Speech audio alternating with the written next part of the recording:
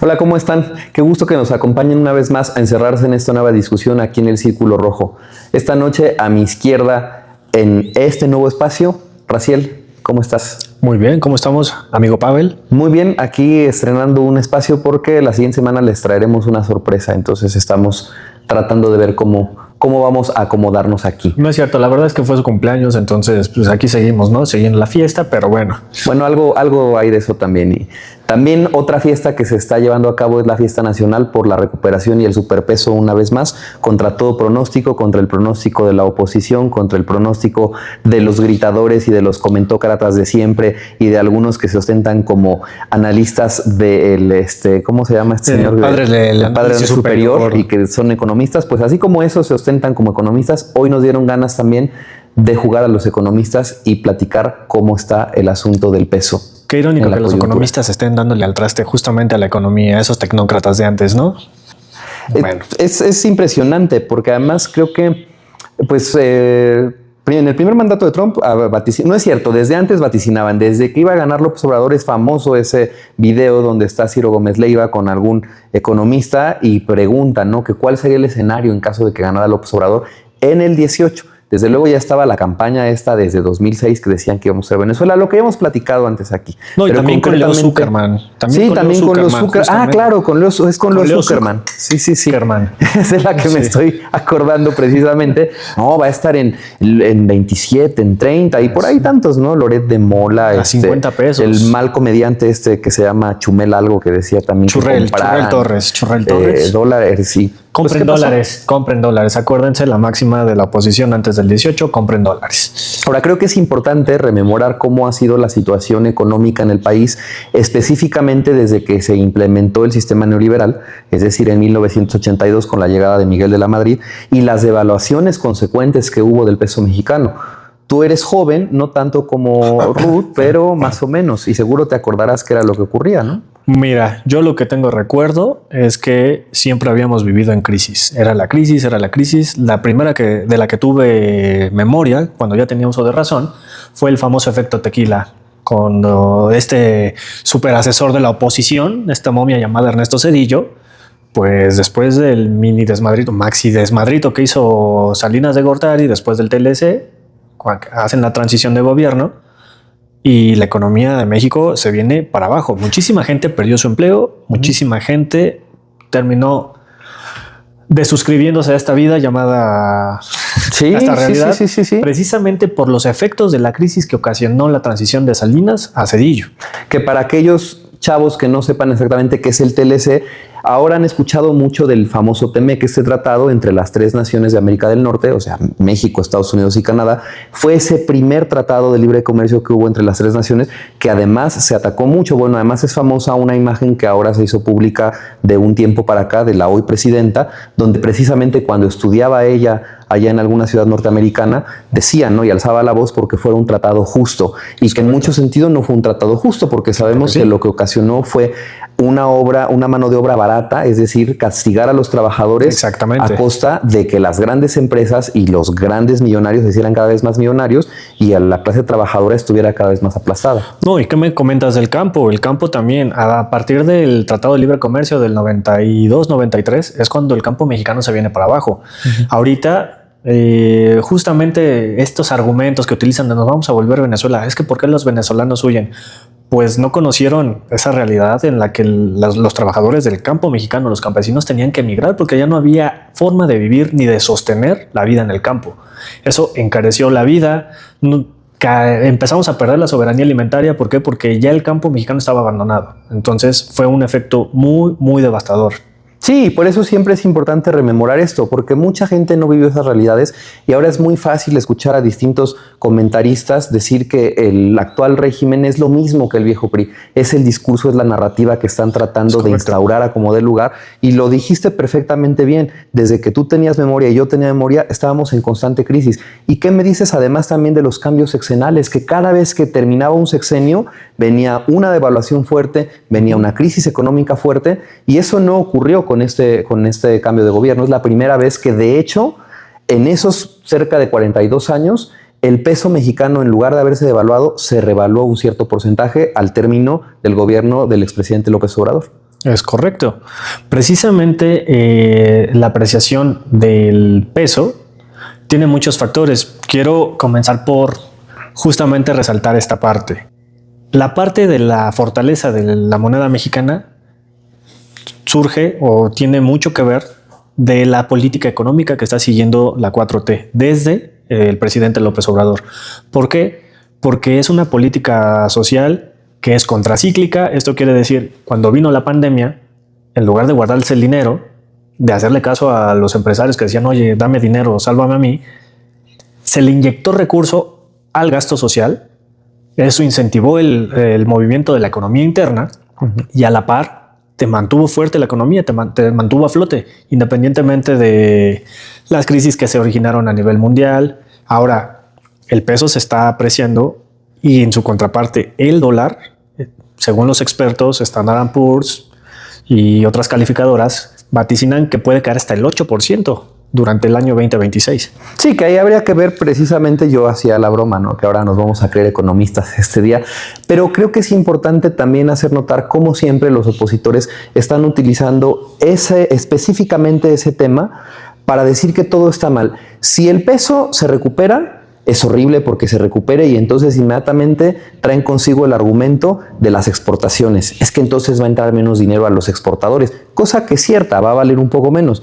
Pero si el peso, por el lado contrario, empieza a debilitarse y empieza a haber pues una devaluación de en los movimientos que hay, porque lo sabemos después de las reformas que hubo también y de que hubo una creación de un banco independiente y autónomo, pues las políticas monetarias las toma el Banco de México y no el gobierno en turno. Entonces es natural que depende de cómo estén los mercados, pues hay gente que compra y adquiera en pesos mexicanos o que decida vender también sus valores. Pero cuando se llega a devaluar, entonces la culpa es del actual régimen. Pero si se aprecia, dicen que tiene que ver con factores externos. Y me parece muy importante lo que estás diciendo. Siempre es una mezcla de ambas cosas. Pero lo que es muy sintomático es que durante todo el tiempo que estuvo el PRIAN en el poder, en ningún gobierno hubo una apreciación del peso. ¿Recuerdas con Zedillo en cuánto recibió el precio del dólar? No tengo el dato ahorita. Estaba entre 4 pesos y 5 pesos, un dólar. En 3 pesos, Rojillos. Bueno, yo recuerdo que a partir del 97... En diciembre, Rojillos, los interrumpo, en diciembre del 94 la cotización era 3 pesos por cada dólar y en enero ya estaba en 5.50 y llegó a niveles de 6.50. O sea, realmente lo pulverizaron. Es correcto, porque yo sí tengo justamente ese recuerdo, porque estaba yo en la primaria en aquellos entonces, y sí recuerdo mucho esa paridad del peso, porque lo empecé a escuchar exactamente dónde, pues me imagino que en las noticias, pero sí era muy disparatado el incremento del precio del dólar. Ahora, cuando viene la transición Zedillo Fox, vuelve a subir el precio del dólar. Sí, ahí sí yo me acuerdo más o menos estaba como en 10. Exactamente. Que han mantenido una proporción de aproximadamente 5 pesos por sexenio, porque con Calderón el precio del dólar versus peso terminó casi en 14. Casi en como 14. En 13, que además también es importante mencionar ese otro asunto, porque a Calderón también le tocó la crisis financiera de 2009. Y entonces también en su momento tocó picos máximos a la alza, por supuesto, frente al dólar, el peso. Sí, es correcto. Y cuando termina el sexenio de Peña Nieto, es cuando el dólar, recuérdame, Fantasma Rojo, ¿llegó a 20 y tantos pesos o se mantuvo en 19? Peña Nieto lo toma en 13 casi 14, 13.90 por ahí. Ajá, sí, y lo deja en cerca de los 70, 20. Sí, exactamente. Ahora, si estamos tomando esos parámetros, evidentemente que el precio del dólar haya fluctuado durante los 2 periodos de la 4T, que hace un año, cuando viene la transición con la doctora Claudia Sheinbaum, sube aproximadamente a 19, se mantiene 19, menos de 20 pesos, pero no rebasa los 20 pesos. Al contrario, ahora está por debajo de la barrera de los 18. Sí, pero otra vez ahí ya se frotaban las manos diciendo, ahora sí ya va a estar en 30 y ahora sí vamos a llegar a 40. Las mismas tonterías que hemos escuchado desde hace pues casi 20 años. ¿No? ¿Quieren indignarse? Tomen un fragmento de la mesa de debate que tienen en Radio Fórmula, Manuel Añorbe Mijitorios, Federico Dorin, el eterno legislador, y un representante de Morena, creo que de apellido Ávila, creo que es Ricardo Ávila. Arturo Ávila. el momento en el que hacen la comparativa, bueno, para empezar, debatir con esos señores no te dejan, ¿no? No te permiten. ¿Por qué? Porque cual vil gente que se pelea en la calle y que piensa que levantando la voz va a ganar una discusión, no dejan y no escuchan de emitir los argumentos. Pero Federico Doring, de tono burlesco, cuando se menciona el precio del peso, la apreciación del peso, jajaja, fue Trump, es por Trump. Estúpido. Pero bueno. Sí, que además creo que ahí valdría la pena otra vez para que, por supuesto que uno procura dar datos fidedignos y no nada más estar. Tendrá que ver, me parece que hay una parte en la política de Trump que a él le convendría evidentemente un dólar más barato. Eso es cierto. Pero no todo el factor implica que fue Trump como lo plantea este señor. Bueno, a final de cuentas yo me quiero apegar justamente a mi argumento de que precisamente la fortaleza del peso parte de las finanzas sanas, un nivel de deuda manejable, no asfixiable, que no está incrementando desproporcionalmente como con los anteriores sexenios del PRIAN, y tiene mucho que ver la inyección de recursos. Hacer infraestructura, no guardarte el dinero, seguirle inyectando, hacer obras de gran calado, inyectarle sobre todo a la economía social. ¿Por qué? Porque si recuerdas, el presidente López Obrador lo decía mucho. Hay que mover el mercado interno. Claro. Hay que mover el mercado interno. Claro. Hay que lograr la soberanía alimentaria, hay que mover el mercado interno. Y este es el resultado de esas políticas. Sí, pero además fíjate qué bueno que mencionas ese otro asunto particular de por supuesto, toda la política social del presidente López Obrador y la estabilidad que hubo en su... Porque además hubo una muy cuidada política económica y monetaria. O sea, contrario a lo que se decía que iba a ser un irresponsable y que entonces iba a endeudar el país. Y además lo que es muy tramposo también de la oposición, que eso es exacto lo que quería tomar, el aspecto de la deuda. Ahí está este señor que estuvo durante años fuera del país y regresa nada más con fuero. Me refiero al ex candidato presidencial del PRIAN también, que se pinta el pelo de negro porque cree que ahora va a ser muy cercano a la gente. Exactamente. Gracias. Anaya. Sí. Tablón. Y ha dicho este tipo de... Es una absoluta mentira cuando dice es que la deuda ahora Morena la logró duplicar, lo que ni siquiera desde la época y se remonta, ¿no?, a la época de los españoles, y entonces dice que la deuda ahora está... Y creo que también es pertinente, a pesar, insisto, de que no seamos economistas, de hablar precisamente de cómo se mide esa deuda externa, porque la gente de pronto sí se puede dejar llevar por esta mentira de, ay, claro, porque tramposamente lo que mencionan son números, y entonces dicen, la deuda era antes de, no sé, 2 pesos, y durante los 7 años de la 4T ya es de 10 pesos. Sí, pero la deuda no se mide así, la deuda se mide en función de una cosa que se denomina Producto Interno Bruto, es decir, correcto, todo lo que genera el país, cuánto de eso está solicitando de deuda. Pero además también hay que decirlo, todos los gobiernos solicitan deuda, todos, absolutamente todos, los Estados Unidos, China, Rusia, piensen en cualquier país desarrollado, solicitan deuda. Ahora, ¿en qué utilizan esta deuda? Depende, y eso es lo que también deberían de tocar estos opositores mentirosos. Durante el gobierno, durante el régimen del PRIAN, se solicitaba muchísima deuda. ¿Y dónde quedaba ese dinero? Tú dime, por favor, ¿dónde estaban las grandes obras? Porque hoy también critican el aeropuerto internacional Felipe Ángeles, la refinería, critican el Tren Maya y dicen que son obras que no sirven para nada cuando son obras que conectan a la gente, que generan que se mueva esa economía interna. Tú, Raciel, por favor, ilústranos y dinos qué hacían los gobiernos del PRIAN cuando solicitaban deuda. ¿Dónde quedaba ese dinero? Te voy a dar 5 ejemplos. Por favor. Con Peña Nieto, tren interurbano, no se acabó. Andorra, Panama Papers. Te voy a dar el dato con Calderón, la de PUS. Y con Fox, la Biblioteca Vasconcelos. Esas son sus obras de infraestructura y sus obras icónicas. Sí, y para los más jóvenes otra vez, ¿qué es eso de los Panama Papers? Ah, bueno. Ese es interesantísimo asunto. Es como de ese chiste de uno para ti, uno para mí, uno para mí, otro para ti, otro para mí, otro para mí, otro para mí, otro para ti. Y justamente ese esquema era desvío de recursos, era un paraíso fiscal, a donde todo ese dinero... porque también hay que acotar otra cosa. Gran parte de la deuda que se contrataba justamente por esos gobiernos era para pagar el gasto corriente, el gasto de gobierno, que precisamente con Felipe Calderón la nómina del servicio público se disparó. Y caso particular, pues yo viví en carne propia por parte de un familiar que justamente contrataban directivos Se inventaron esta de las direcciones adjuntas, que era prácticamente hacer lo mismo que hacía el director, nada más que era como el compadre de, tráete un güey del ITAM, tráete un güey del TEC. No es por menospreciar esas escuelas, pero realmente era el esquema de Calderón. Traía gente de escuelas de paga, de la Ibero, del TEC, del ITAM, que precisamente sus sueldos no eran de 30,000 pesos, de 3 pesos, nada. Eran sueldos altísimos. Sí, otra vez la denominada tecnocracia. Con este pretexto de que como son expertos y entonces ellos sí saben el muy buen manejo, y no era cierto porque ahí están los resultados. O sea, endeudaban al país. Otra vez insisto en este aspecto porque es importante reiterarlo. Todos los gobiernos solicitan deuda. ¿Para qué se solicita la deuda? Para invertir en proyectos que después traigan una retribución. Y la retribución, ojo ahí también para los que sostienen, es que el Estado debe de comportarse como una empresa. No, porque el objetivo de una empresa es generar ganancia y el objetivo de un país es generar bienestar, y el bienestar no necesariamente implica ganancia. Y para muestra basta, por ejemplo, China. China, algunos de los trenes que han construido, porque además ahora por lo menos todas las ciudades que tienen más de 1 millón de habitantes están conectadas ya con trenes.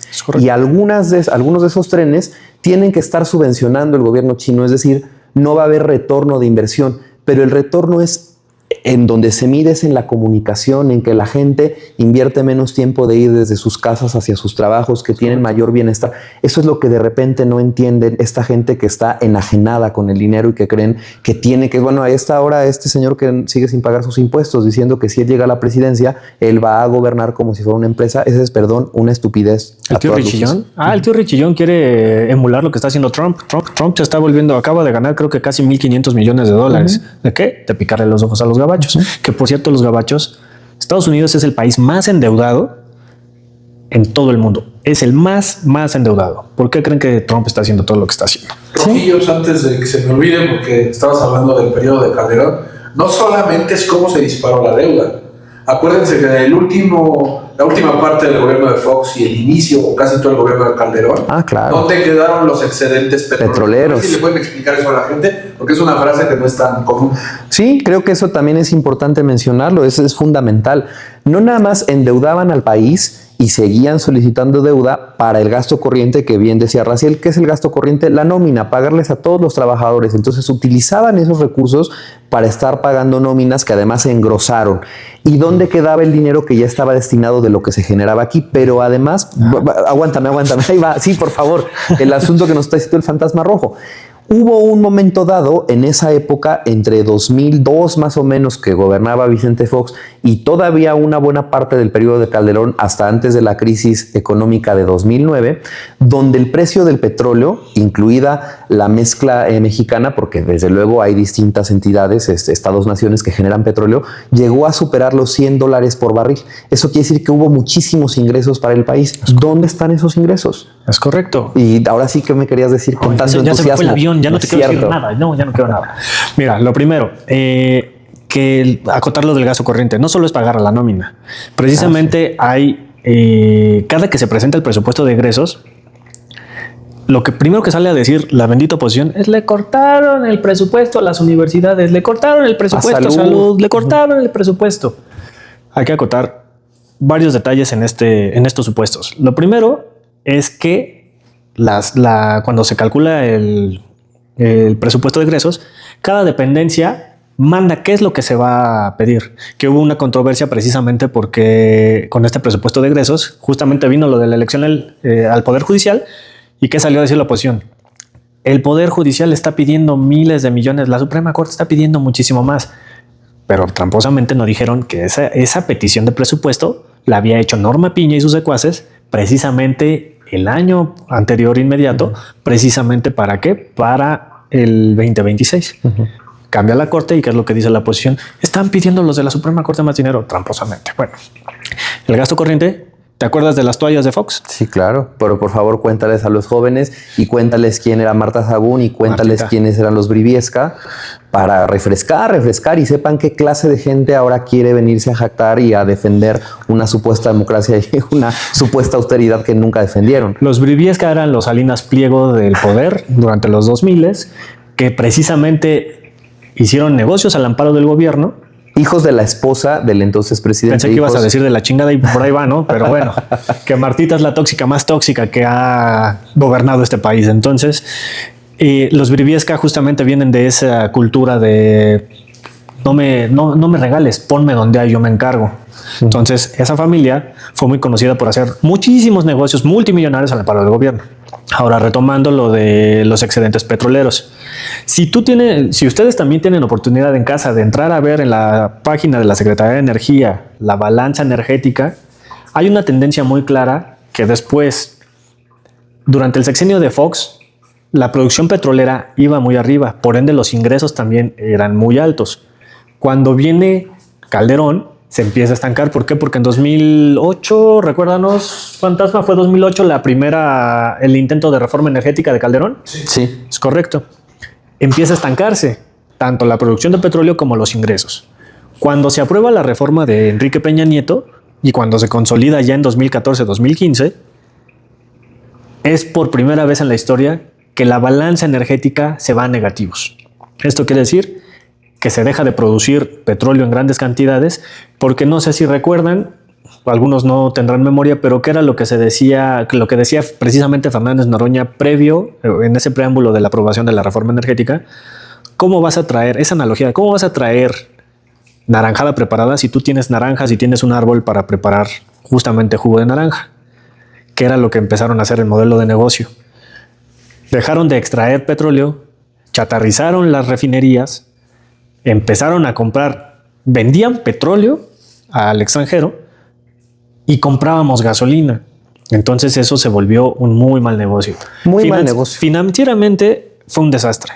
Entonces, si dicen que hay que manejar el país como si fuera un negocio, pues estos güeyes pues hubieran sido despedidos. Sí, ahora, a la primera. Mira, seguramente aquí no va a faltar porque también tenemos a nuestros malquerientes que luego nos siguen por ahí y se les agradece mucho. Síganos queriendo, sigan comentando nuestros videos, que van a decir que sí era conveniente porque resultaba menos caro para el país, porque te resultaba menos caro comprar ya el producto hecho.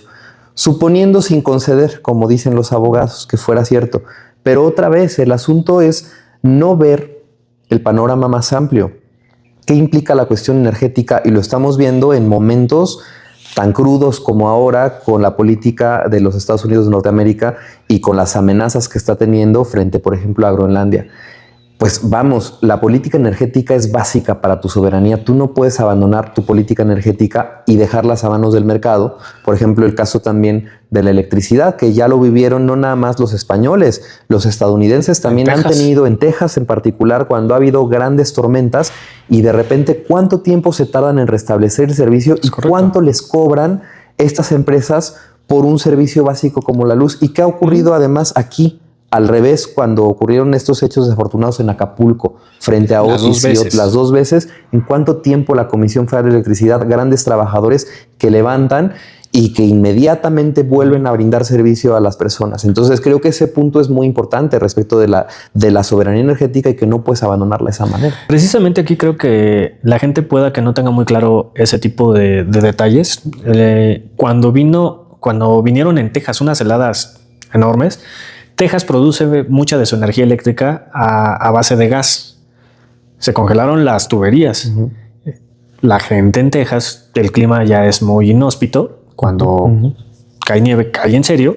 Entonces los recibos de luz le llegaron hasta de $5,000. Solamente de un periodo. Imagínate que aquí, por los huevos de Salinas Pliego en el supuesto que gobernara, pasara una crisis energética, que de repente tu recibo de 200, 300 pesos llegara de 10,000 pesos. No, pues te vas a poner como la diputada Kenia López Rabadán en la fotografía esta que se acaba de viralizar, ¿no? Vas a poner el grito en el cielo.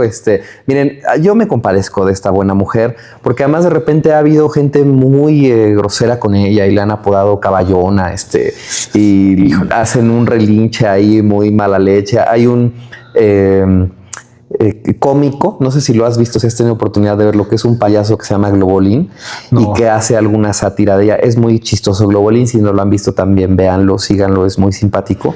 Pero bueno, esta mujer que además también ha tenido ese tipo de reacciones frente a, hace rato decías, ¿no? Cuando ponían el grito en el cielo, porque ahora ya el peso está yéndose a los cielos y bueno, esta mujer toda la vida. Y es muy triste, concluyo con eso y ahorita nos cuentas este asunto que se viralizó, pero yo me compadezco de ella porque ella quería viralizarse cuando empezó a transmitir su contramañanera en el sexenio del presidente López Obrador, afirmando que iba a desmontar cada una de las mentiras y nadie la vio, pobre mujer. No. Y ahora sí se hizo muy viral. ¿Por qué se hizo muy viral esta semana? Bueno, se hizo muy viral porque hay una escena donde está en la mesa directiva de la Cámara de Diputados y exactamente uno de sus asesores se acerca a comentarle algo y si su cara se volviera un meme, se volvería la pintura esta muy famosa del grito. Sí, exactamente. Sí. Así.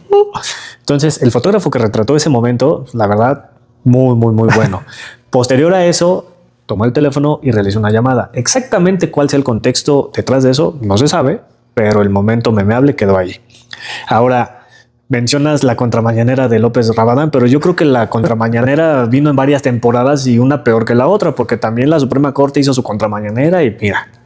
Y la ex candidata del PRIAN también. La de Xochitl. ¿Sí? La de Xochitl. Sí. Que por cierto, aprovecho este espacio para llamar a las cosas como son. Hoy precisamente volví a ver este video de ese espacio de esta mujer, Azucena Uresti, donde estaba, me parece que no era Andrea Chávez, era otra representante de Morena, y estaba Xochitl, y entonces esta mujer le reitera y dice, es que la ex candidata del PRIAN, y se molesta mucho Xochitl, y le dice, te voy a pedir que me dejes de llamar la ex candidata del PRIAN, porque me lo dices para descalificarme. Perdón, señora, usted es la ex candidata del PRIAN, y siempre su defensa es no, porque lo volvió a decir ahí, ni milito en el PRI, ni milito en el PAN, pero se le olvida que fue candidata del PAN en Hidalgo. Y decía que ya llegó la que va a sacar al PRI, ¿no? Y golpeaba ahí a las piñatas. Y luego fue candidata en Miguel Hidalgo por el PAN y gobernó esa alcaldía por el PAN. Y luego se volvió candidata presidencial del PRI y del PAN, donde ella un día muy orgullosa dijo, y sí, para que no dejen de, para que no crean que eso me ataca, sí, soy orgullosamente candidata del PRI, soy candidata del PAN y soy candidata, y no importa ese otro partido en el que se convirtió el Yo creo PRD. que quisiste decir prank, ¿no? Así de broma. Es una broma muy fastuosa la oposición. Y yo lo que quiero decir de eso también, que hay que mencionar, en otra ocasión tendremos oportunidad de desmenuzar el mal manejo que ha habido en la alcaldía Cuauhtémoc por parte de la alcaldesa del PRIAN, porque esa mujer también es alcaldesa del PRIAN, se propuso por el PRI y por el PAN. ¿Cierto o no? ¿Sandra Huevas o Alessandra Rojo? Alessandra II.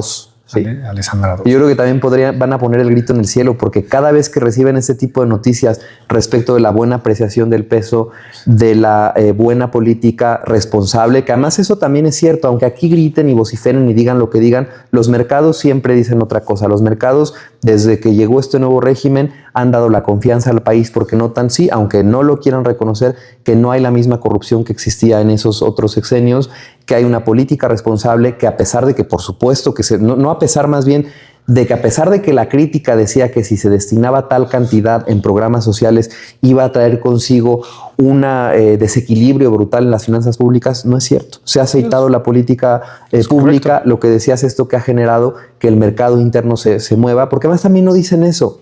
Ese dinero que se le va a las personas, a los jóvenes, a los adultos mayores, es dinero que se vuelve a mover. Lo utilizan para ir a comprar bienes y servicios de primera necesidad. Se critica, es que compran medicinas. Claro que también se compran medicinas de otra naturaleza, suplementos alimenticios. Correcto. O el asunto de las becas. Es que se van a tomar una cerveza. Qué bueno que los muchachos también tengan para esparcimiento y se puedan comprar una cerveza y además tengan para su pasaje, para su comida, para sus copias, etcétera. Ahí yo quiero acotar una cosa. Nada más regresando a la macroeconomía que tú estabas mencionando, no olvidar que los índices de la inversión extranjera directa, que les van a explicar a la gente, no es papel. O sea, la inversión extranjera directa, máximos históricos. 7 años se los máximos. Así es. Máximos y que es la inversión extranjera directa. El dinero que deciden empresas extranjeras venir a poner aquí. ¿Y cómo haces eso? Pues si tienes confianza en que sabes que hay Estado de Derecho. El otro día, por cierto, me topé con los del nuevo PRIAN Somos México pidiéndome que me afiliara y entonces fui muy amable. No, gracias. Sí, para acá hay Estado de Derecho. Y le dije al buen señor, pues si no hubiera Estado de Derecho no estaría usted plantado allí, ¿no? Entonces, claro, la inversión extranjera directa, la confianza está reflejada ahí. ¿Cuánto dinero han venido a invertir empresas extranjeras? Y es irónico que los inversionistas nacionales han puesto el pie, pero a pesar de eso, los máximos inversores nacionales como Slim, hasta el mismo Bayeres, han visto incrementar sus ganancias. ¿Por qué? Porque es un efecto. Claro. Ahora, acotando esta parte de la macroeconomía, hay mucha gente que solo ve, y ahorita voy a tocar este tema que mencionabas de cómo la oposición denosta, ¿no? O grita, porque no están para escoger, están para arrebatar. Entonces, esta parte macroeconómica, los mercados internacionales acaban de sufrir una caída en esta semana. Nasdaq, Standard & Poor's y todos los indicadores, mercados en Asia y sobre todo los Estados Unidos, se cayeron. México salió ileso. Porque acuérdense que cuando Estados Unidos le da una gripe, a México siempre nos daba una bronconeumonía. Que era esa otra cosa que los jóvenes tampoco recuerdan. Siempre se decía, eso que está diciendo Raziel, se decía, no, es que si a Estados Unidos le da gripa, a México le da neumonía. Y ese es un fenómeno que tampoco se repitió desde el sexenio de López Obrador, porque además hay que tomar en consideración que hubo también otro momento de una crisis financiera derivada de la pandemia del 2020, y eso tampoco nadie lo menciona. A pesar de la pandemia y que hubo una caída brutal en todas las economías, no nada más en esta, la recuperación fue pues básicamente rápida, y además eso, la buena decisión del presidente López Obrador, que no dejó que el canto de las sirenas, diría él mismo, lo convencieran de que sí pidiera más deuda pública. Porque ¿qué ocurría aquí? Los mismos de siempre que se benefician de eso solicitaban que pidiera el gobierno deuda, bajo el pretexto de que así iban a mantener a sus trabajadores. Entonces, ¿qué dijo el gobierno del presidente López Obrador? De ninguna manera, mejor inyectamos a la gente desde abajo. Otra vez, la máxima de por el bien de todos, primero los pobres y primero inyectas al gasto social y no darles a los de arriba, que van a hacer lo mismo de siempre. Ese dinero se lo llevan, allá no acabamos de ahí de hace rato de los Panama Papers, se lo llevan a paraísos fiscales como Panamá. ¿Qué hacen ese tipo de esquemas? Llevan grandes cantidades de dinero, se esconden ahí y así evitan pagar impuestos del país de donde salen, ¿no? Básicamente eso es lo que hacen. No, y además aquí hay que acotar, a los que no les gusta que primero los pobres, se los vamos a poner en un término económico. Medidas keynesianas, medidas contracíclicas, que justamente en la Gran Depresión de 1929, el presidente, creo que era Roosevelt, Theodore Roosevelt, implementó esas medidas. En México fue lo mismo. En lugar de guardarnos el dinero, lo inyectamos, pero lo inyectamos a la base. Eso solventó que mucha gente de escasos recursos, que no aumentara la pobreza, al contrario, subió. ¿Por qué? Porque ahora la misma gente, hay estudios que te lo dicen. La gente consume más carne. Si antes consumían una vez carne cada 15 días, ahora la consumen tal vez 2 veces, una vez a la semana o 2 veces por semana. Lo que mencionabas de las becas. Una persona que tiene ese recurso, que tiene esa oportunidad, no necesariamente se lo va a gastar en caguamas. Seguramente mucho sí, pero no es el 100%. Hay muchísima gente que le va a dar un buen uso. Y hay mucha gente, entre ellos me considero que si yo hubiera tenido esa oportunidad, seguramente yo hubiera tenido más facilidad para desarrollar ciertas habilidades. Entonces, no hay que mermarles la oportunidad de esas personas. Y valdría la pena que en otra ocasión, porque se nos está comiendo como siempre el tiempo que no perdona, sí hablar un poquito y mencionarles a los más chavos también este asunto de Keynes y quién fue Keynes y qué era lo que proponía, y a partir de ahí también pues retomar la discusión del estado de bienestar y qué era ese diseño del estado de bienestar y cómo es que el presidente López Obrador decide retomar esta concepción, pero no nada más desde la pura palabra vacía, sino auténticamente aplicarla, y que eso es lo que la gente ve reflejado en sus bolsillos y en su vida diaria, y es contra lo que no puede la oposición. No nada más el dólar, porque efectivamente, y creo que no hay que olvidarnos de la mayor parte de este país, pues sí, efectivamente hay gente que no le importa muchísimo si el dólar cuesta más o menos. No quiere decir que no tenga implicaciones en su vida diaria, como famosa conductora de una de las televisoras del duopolio, Andrea Legarreta, en algún momento, justo en la crisis económica de 2009, cuando Calderón, y que salió a decir, por supuesto, de un guión, hay que ser también condescendiente con esta pobre mujer. Se lo escribieron y sale a decir, pero no hay que preocuparnos porque el dólar, puras tonterías, claro que tiene implicaciones. Sin embargo, es cierto que no toda la gente necesariamente ve una afectación directa en el dólar. Sin embargo, hay que decirles y hacerles notar que esa consecuencia de que el dólar esté estable y de que sientan que no hay crisis como a cada rato vivíamos en crisis, tiene que ver con el buen manejo económico del gobierno pasado y de la continuidad que ha dado la doctora Claudia Sheinbaum. Es correcto. Y además, si no lo quieren ver por la parte del dólar, véanlo por la parte inflacionaria. El gobierno ha controlado esta parte de la inflación por menos de 3.7%, lo cual siempre en enero es la famosa cuesta de enero, es donde nos la dejan caer, pero esta vez se ha mantenido. Y sí son demasiadas las decisiones en cuestión de política económica implementadas por este gobierno que han logrado mantener esos estándares. Así es. Yo con eso yo voy cerrando y me vas dando tus conclusiones también en general del estado económico y de cómo tú percibes, que a su vez lo perciben las demás personas. Pero fíjate, yo una cosa creo que hay que hacer notar. La dichosa cuesta de enero, y que también creo que la gente más joven ha escuchado ya de la cuesta de enero. ¿Qué quiere decir esto? Pues una subida, porque además vienes gastado, fiesta del 24 de diciembre, fin de año, los reyes de los niños, aquellas personas que tienen hijos, y encima empieza a ocurrir este fenómeno que las cosas cuestan más. Eso es lo que se denomina inflación, que si te costaba tu abrigo 300 pesos, pues ahora te va a costar 600, y que entonces el dinero alcanza para menos. Es correcto. Y que además eso, porque también hay que decirlo, porque fue otro ataque de la oposición, pues por supuesto cuando vino la pandemia hubo muchas cadenas de producción. Es decir, si antes tenías a, no sé, 35 personas que se dedicaban a fabricar chips para los refrigeradores, las iPads, los celulares, pues como hubo menos necesidad, tronaron esas empresas, y eso generó pues que hubiera un recorte en estas cadenas que suministraban esos asuntos, y evidentemente una de las consecuencias fue que la inflación a nivel mundial, porque no es algo que se haya reducido al país, pues evidentemente estuviera descontrolada. Y muy rápido, hay que decirlo, el gobierno logró controlar esa inflación. Está otra vez en los niveles que el Banco de México calcula que debe estar, que es por los 3 puntos, ¿no? 3 arriba o hacia abajo. 3.7. Está en 3 puntos, está controlada la inflación. Está controlada, exactamente. Exacto. Y la otra cosa que te quería decir de este asunto, que yo quisiera que ahí me dieras sus conclusiones, un asunto importante, el transporte.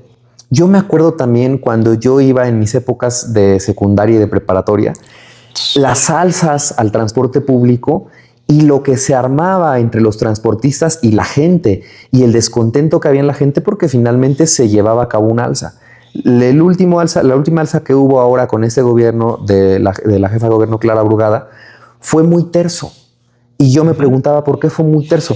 No porque a uno no le duela tener que pagar ahora $1.50 más, claro que sí, pero los salarios, el aumento al salario mínimo fue brutal respecto otra vez del periodo neoliberal. Ajá. Y la gente tiene un poco más de dinero, entonces no les repercutió como antes sí repercutía. Pero además hay que decirlo, el transporte público, por lo menos aquí en la Ciudad de México, es decir, metro, metrobús, cablebús y el sistema de transporte eléctrico, los trolebuses, no sufrió ningún alza. Y eso es consecuencia otra vez del buen manejo financiero que hay en las finanzas. Acuérdate, en enero con el chile a cuestas, y las salsas también vienen muy marcadas. Pues creo que nuestro querido Raciel ya está terminando No, yo solo quiero con sabiduría popular. Yo solo quiero comentar una cosa. Estaba viendo justamente un ejercicio que hizo. Le juega al economista. Le juega siempre, sí. Travieso economista, sí, claro. Perdón, el exabrupto. Yo quiero comentar, justamente hace rato vi un ejemplo, una comparativa de esto que comentas. Hay una página que se llama Peras con Manzanas, que se las recomiendo mucho. Este chavo hace una comparativa precisamente de una periodista que creo que fue guardando todos sus tickets de año con año de cómo fue subiendo. Entonces comparaba, creo que de 2017 o 2018, antes de que llegara López Obrador, que su lista de compras costó $1,002 o $1,007 pesos, y que ahorita en 2024, en 2025 subió a casi $1,600 pesos. Y este chavo hace la comparativa y explica de manera muy detallada que justamente esos $1,002 pesos para un trabajador equivaldrían a 12 días trabajados para poder adquirir esa canasta, esa lista de mandado. Y que hoy, en el 2025, con los incrementos salariales, porque era parte de lo que criticaba esta periodista, requería de 6 días para lograr esa lista de supermercado. Entonces creo que a los que les gustan mucho los números podrían hacer un ejercicio similar y que ellos saquen sus propias conclusiones. Sí, pero un ejercicio serio, no el de los gansitos, por favor, porque No, es que podía comprar 50, así claro, como la gente vivimos de los gansitos. No, hay que hacerlo con la canasta básica, hay que ver el precio de la tortilla, el precio del frijol, del huevo, y siempre haciendo esta comparativa que Pero además hay una cosa que también hay que destacar, que hay acuerdos encabezados por el gobierno con la iniciativa, con la iniciativa privada y con los productores, para mantener los precios, tanto de los combustibles, que diría la famosa Andrea Legarreta, es que a mí no me afecta porque yo no me voy en mi microbús, pero justamente cuando aumenta un combustible, aumenta el precio de la logística y por ende el precio final al consumidor. Entonces, se han mantenido los precios de los combustibles dentro de los estándares, que por cierto, Peña nos los dejó casi por 20, 21 pesos, y no ha subido en proporción a lo que subió con Calderón y que subió con con Fox. Sí. Entonces, hay que ser más responsables y yo solo concluyo con esta parte que mencionabas hace rato y que creo que ya no la abordamos, pero esta parte de la oposición, en cualquier mesa de debate, las que gusten, en Radio Fórmula, en Tercer grado. Sí, exactamente. Siempre cuando sea Leo Zuckerman, o cuando sea con Azucena Oresti, que vean algún legislador del PAN, o cuando sean unas mesas, antes con Aristegui eran más nutridas las mesas, lastimosamente ya no son así, se van a dar cuenta que siempre alguien ya sea del gobierno de Morena o de algún partido afín, va a ser muy mesurado en sus planteamientos y los va a plantear con datos. Y la oposición lo que va a hacer, recordemos a la misma Kenia López Rabadán, gritan, arrebatan la palabra, gritan. Es una bajeza su nivel de debate. Sí, es solo estridencia. Solo estridencia. Lili Telles. Hay un último caso que justamente salió, creo que esta persona también, creo que era Arturo Ávila, con una diputada, no sé si era de MC o era de PAN. La desmintieron con su argumento porque era sacado de inteligencia artificial. Claro. Entonces, creo que fue con lo de los helicópteros y los militares que ya nos iban a invadir y llegaron con misiles. Y le dijeron, oye, pero es de inteligencia artificial. Pero esta legisladora aseguraba con su propia vida de que ya íbamos a valer madre. No, resulta que al aire la desmintieron. Entonces, esos ejemplos creo que hay que destacarlos demasiado. ¿Por qué? Porque la oposición no está lista para hacer oposición. No. La oposición jamás va a tener un argumento sólido, contundente, bien argumentado para poder denostar algún resultado. Por eso es que tanto la opinocracia como la oposición nunca van a encontrar por dónde pegarle a la 4T, aunque sí tenga muchos puntos flacos. Sí, por eso sería deseable que de verdad tuviéramos una oposición seria. Yo, Es correcto. Francamente, espero que se construya una oposición seria porque se necesita, pero no esa vacilada que hay. Mínimo que lean.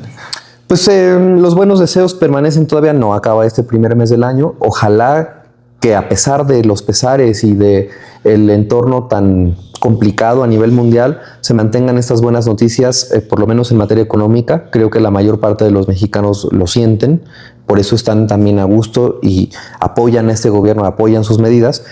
Y antes de despedirnos, yo quiero dar dos noticias a las personas que amablemente nos siguen siempre por esa transmisión. Primero, el agradecimiento.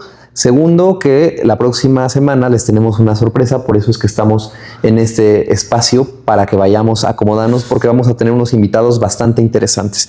De esta gente que siempre está detrás y que uno no tiene mucha idea, pero que han estado en luchas permanentes precisamente para lograr este tipo de estabilidad económica, este tipo de bienestar que hay ahora en las familias mexicanas. Y va a ser muy nutrida la plática, ojalá que nos puedan acompañar, no se van a arrepentir. Y la otra, pues que nuestra querida Ruth, le mandamos un abrazo, tomó nuevos proyectos y ya no nos va a acompañar hacia adelante, pero vamos a tener nuevos invitados y seguramente tendremos a una nueva conductora muy pronto. Mi querido Raciel, ¿alguna cosa en particular para despedirte? Que no se pierdan el próximo episodio, porque esa gente fue gente que de verdad le talacheó para aplanar, justamente para limpiar la casa antes de llegar a este modelo. Esa gente de verdad vale la pena, no se lo pierdan. Muchas gracias por acompañarnos. Enciérrense la siguiente emisión con nosotros. Nos vemos.